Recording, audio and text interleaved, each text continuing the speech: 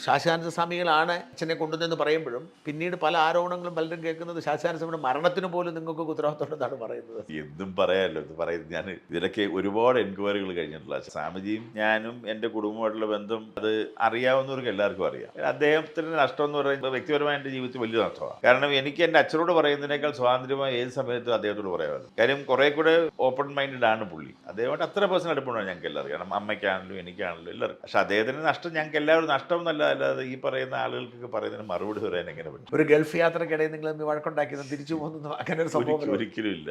സംഭവമൊന്നുമില്ല. ഒരിക്കലും ഇല്ല. അങ്ങനെ സ്വാമി തന്നെ പറയില്ല. എന്താ പറയുന്നത്? സ്വാമി അങ്ങനെ കാണുമ്പോഴത്തേക്ക് ഒരാൾക്ക് അടിക്കാനോ തൊഴിക്കാനോ പറ്റുന്ന ഹളത്വം. എന്നോട് ഒരാൾ പറഞ്ഞ കഥ, നിങ്ങൾ ഒരുമിച്ച് എവിടെയോ യാത്ര ചെയ്യായിരുന്നു, ഇപ്പൊ തമ്മിൽ ഭിന്നതയായി, വഴക്കായി, അതോടെ സ്വാമിജി തിരിച്ചു പോന്നു, പിന്നെ തിരിച്ചു വന്ന് പിന്നീടാണ് സ്വാമി മരിച്ചതെന്നൊക്കെയാണ് പറഞ്ഞത്. അല്ല, ഈ ആളുകൾ പറയുന്നതിനനുസരിച്ച് നമ്മൾ എന്ത് മറുപടി പറയാൻ? കാര്യം ആരോപണത്തിന് വേണ്ടി എന്തുകൊണ്ടും പറയാം. ഒന്നും ഒരിക്കലും ശരിയായിട്ടുള്ള കാര്യങ്ങളിൽ അതിനെക്കുറിച്ച് ഒരുപാട് എൻക്വയറി ഉൾപ്പെടെ നടന്നതല്ല.